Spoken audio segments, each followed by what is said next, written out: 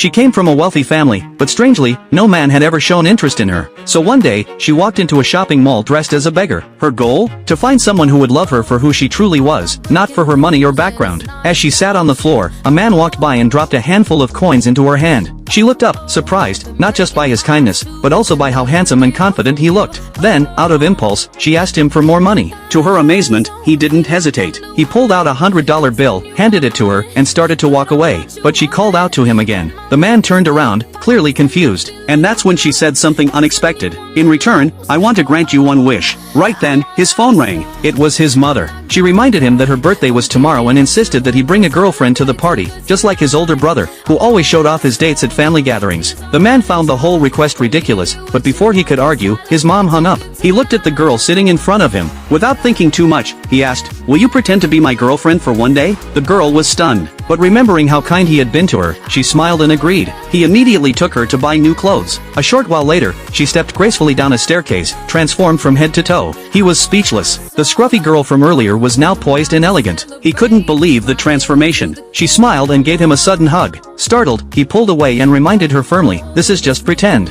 I'm not looking for anything real." That stung. She pulled back, clearly hurt, and decided to give him the silent treatment for now. With no better option, the man left to pick out a birthday gift for his mom, asking her to stay put while he was gone. The girl wasn't thrilled by his tone, so the moment he left, she called her assistant. "Prepare a birthday gift worth $1 million, she ordered. The next morning, the man showed up with a surprise, a tractor. He wanted them to ride it to his family's countryside home. She was stunned, who still drove a tractor. This confirmed her suspicion that he wasn't wealthy. Still, she kept her cool. Before they arrived, he pulled her aside and told her not to speak too freely at the party. He even coached her on what to say and how to act. She nodded politely, though she had her own plans. At the birthday celebration, his mother was busy accepting gifts and greetings from the guests. The house was full of laughter and compliments. Then the man arrived with the girl by his side. "This is my girlfriend," he announced at the door. A woman in the crowd narrowed her gaze at the girl. When it came time to present their gift, the girl stepped forward and handed her present to the man's mother. Suddenly, everyone began complimenting her appearance. "She lives in the city," the man added, trying to boost her credibility. His mom's eyes lit up.